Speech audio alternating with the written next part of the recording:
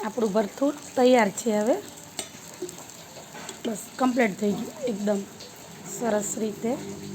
હવે એમાં સેજ અમે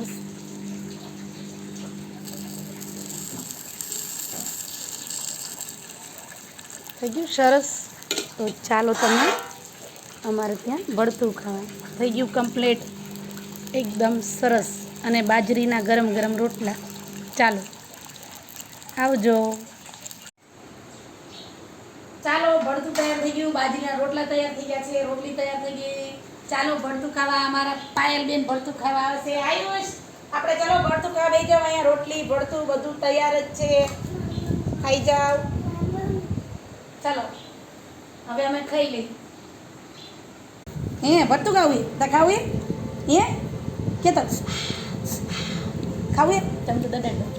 ખાવું હા કે હા